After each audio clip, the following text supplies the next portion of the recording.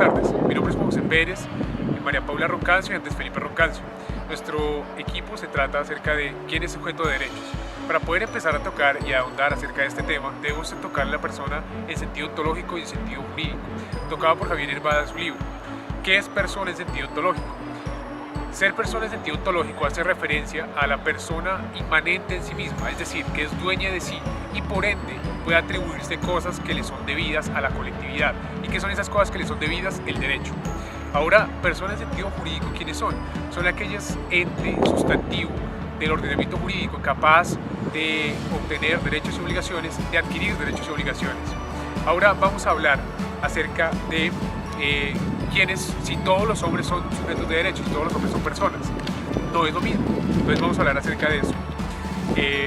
Si hablamos acerca del positivismo legal establecido por Norberto Bobbio, vamos a ver que son personas aquellos que son reconocidos por el ordenamiento jurídico, cuya personalidad ha sido reconocida. Pero adicional a esto, sería un hecho de que no todas las personas son en sí mismas sujetos de derechos. Acá encontramos la otra contraparte, que es el iusnaturalismo, el cual nos dice lo siguiente, nos dice, oiga, espere, toda persona, todo ser humano, todo hombre es sujeto de derechos porque tiene una capacidad de atribuirse cosas, es un sujeto de derechos porque se pertenece a sí mismo, ¿verdad? Es un sujeto de derechos, pero ¿son personas todos los hombres? Con respecto a esta pregunta tenemos dos posiciones muy importantes. Debemos mirarlo desde el positivismo jurídico de Norberto Bobbio y desde el iusnaturalismo representado también por Javier Hervada. Norberto Bobbio, ¿qué nos dice? Nos dice, oiga, no toda persona es sujeto de derechos. ¿Por qué? Porque tiene que ser reconocida por el ordenamiento jurídico. El ordenamiento jurídico, adicional a esto, le debe reconocer cierta personalidad para que pueda ser capaz o tener la aptitud de ser titular de derechos y obligaciones. Pero esto nos lleva a la pregunta y es, ¿todos los hombres no son de suyo personas? A esto se le opone la concepción iusnaturalista, la cual nos dice que el sentido de persona jurídico, la persona en sentido jurídico está contenido en el sentido, en persona en sentido ontológico. Esto quiere decir que es inmanente a la persona ser sujeto de derechos. Ahora vamos a tocar un tema muy importante que es acerca de que no todo ser humano es persona, conlleva a una concepción estatista de la sociedad. Los antiguos juristas tenían esta concepción, pero ¿qué dicen? La concepción estatista es aquella que tiene la concepción de que todas las personas no son iguales. Esto quiere decir que son desiguales en valor y dignidad. Por lo tanto, se llega a ser sujeto de derechos solo si eres apto. ¿Qué pasaba con los romanos, por ejemplo? Los romanos solamente eran sujetos de derechos los varones capaces, sui juris, ciudadanos romanos. Muchas gracias. En cuanto a la personalidad jurídica, se manifiesta como la aptitud que le es inherente y consustancial a la persona para ser titular de derechos y que viene antes de la capacidad jurídica.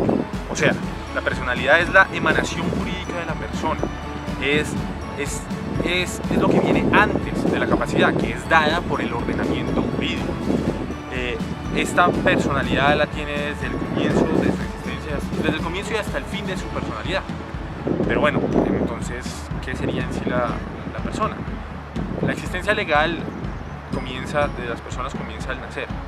Y bueno, los niños, las criaturas que no hayan sido desprendidas del vientre de su madre completamente, que hayan muerto antes de la separación, que hayan muerto antes dentro del vientre materno, se presupone que nunca existió. Pero en sí la personalidad comienza con el nacimiento y ya terminaría la muerte. Entonces una persona, según nuestro código,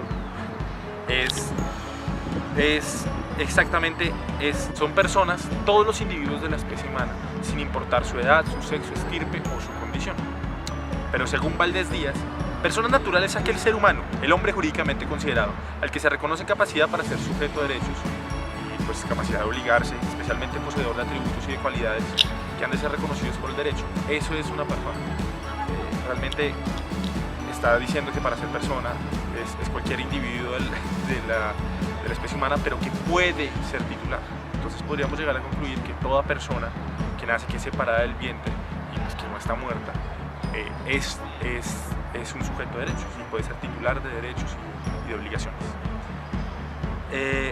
Cuando la persona natural, como personalidad jurídica, es reconocida por el Estado, se convierte entonces en sujeto de derechos. Tiene que ser reconocida por el Estado. Pues, dado que estos son los parámetros que da el código, pues podemos decir que toda persona que haya nacido y no está muerta es sujeto de derechos. En un sector de la doctrina civilista se equiparan estos dos conceptos, los entre persona y con sujetos de derechos. Entonces realmente no está explícito en el código, pero podríamos decirse que es así. Incluso la categoría sujeto de derecho como tal no está explícita, porque se dice que de la persona humana se da a entender de una vez que puede ser atribuida a derechos y obligaciones. El término persona tiene un doble sentido. Por un lado está el lado ontológico y por el otro lado está persona en sentido jurídico. Persona en sentido ontológico se refiere al tipo de ser al que pertenece el hombre, mientras que persona en sentido jurídico se refiere a lo que designa al hombre en cuanto goza de una condición ante el derecho. Entonces, el fenómeno jurídico, sin embargo, no es explicable sin el fenómeno ontológico, sin lo que es la persona en sentido ontológico. Hay dos posturas frente a si el derecho es de origen, frente al origen del derecho, están las posturas positivistas y la postura humanista. Los positivistas sostienen que el derecho es una creación de la ley. De alguna manera, el término persona es un término técnico jurídico y eso es lo que sostiene el autor Kelsen. También lo que sostienen los positivistas, y también este autor, es que la persona de alguna manera emerge del ordenamiento jurídico y no es el ordenamiento el que emerge de ella. También que la persona no por naturaleza es sujeto de derechos o tiene personalidad, sino que es porque el ordenamiento jurídico se lo reconoce. Esto es totalmente contrario a lo que sostienen los humanistas, que es la visión naturalista del origen del derecho, y por el contrario sostiene que el derecho está al servicio de los seres humanos y que su función es atribuir o reconocer según un criterio de justicia. Es contraria a la postura positivista porque en este sentido es el ordenamiento jurídico y el derecho que surge de la persona, que surge de un criterio de justicia que está necesariamente en las relaciones entre los seres humanos. Al derecho, por eso más que todo, le interesa no tanto la persona, sino las relaciones interpersonales. Entonces, volviendo al tema de Chucho, el oso fue reconocido como sujeto de derecho por la Corte. Si nos paramos desde la visión positivista, esto podría ser posible porque de alguna manera es la ley el que reconoce quién tiene personalidad, quién es un sujeto de derechos, y por lo tanto sería posible, como pasó, que Chucho de alguna manera fuera un sujeto de derechos. Sin embargo, desde una visión humanista, esto no sería posible porque Chucho primero es un ser que no pertenece a la naturaleza humana. Por lo tanto, el ordenamiento jurídico, los derechos, las obligaciones no podrían emerger de él. Además, porque Chucho no es capaz de tener una relación interpersonal o con otro ser de la especie humana en la que pueda obligarse o de alguna manera tener derechos, apropiarse de las cosas, que de alguna manera se le pueda atribuir algo, porque simplemente no está en su naturaleza y de alguna manera no es capaz. Entonces, desde la visión naturalista o humanista, que Chucho sea reconocido como un sujeto de derechos, esto no sería posible. Por último, hay un término que explica la autora María Lacalle sobre la personalidad pretérita. Entonces, aunque el fallecimiento de una persona extingue toda la personalidad y consigo todos los derechos, se sigue protegiendo durante un tiempo posterior a la muerte lo que es la honra de la persona. Entonces, de alguna manera, y eso es lo que se denomina personalidad pretérita, eso es lo que se sigue protegiendo. De alguna manera es una facultad que se le da a los herederos de imponer acciones para proteger como de forma civil a la persona, pero solo va hacia la honra, hacia la intimidad y hacia el honor de la persona. Listo, Juanjo, ya estoy. Brother, ¿cómo estás? ¿Cómo te ha ido? Vienes por el parcial de sujetos. Ese sujeto está durísimo, ¿no? Duro. Ay, Ese profesor es muy duro. es durísimo, ¿no? Qué chistoso. ¡Ey! ¡Galleta!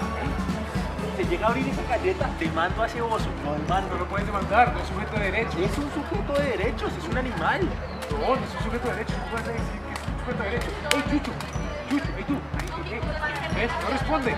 Pero es que, según la ley, 1774 del 2016, los animales son seres sintientes, no humanos, pero son titulares de derechos. Bueno, pero ahí pues tienes que darte cuenta que para poder ser titular de derechos tiene que ser dueño de sí mismo, tiene que ser persona en sentido ontológico. Entonces él no es dueño de sí mismo. Mira, ni siquiera sabe qué está haciendo. Es que es el oso chucho. Es el oso chucho. La ley lo reconoce como sujeto de derechos. Yo, si es un sujeto de derechos, no puedo demandarlo. La abrió mi galleta. No puedo demandar a Chucho. Ok, pero ya te entiendo, es que tú tienes una posición positivista del derecho, en la cual el ordenamiento jurídico le puede atribuir su calidad de sujeto de derechos. Y en efecto lo hizo. Entonces sí, el sujeto Chucho puede ser un sujeto de derechos.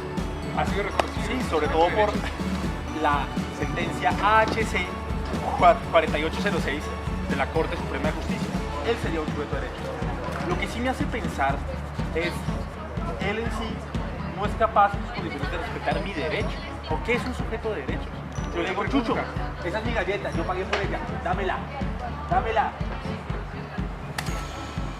No responde, es No que responde. No pertenece a sí mismo. Es lo que dice Herbada. Él te dice, tú para ser persona tienes que ser dueño de sí mismo y puede tener la capacidad de atribuirte cosas y para que de ese modo la colectividad te la pueda respetar. Esas cosas son los derechos. Él no puede ser sujeto de derechos, según la percepción de Javier Herbada, te diría.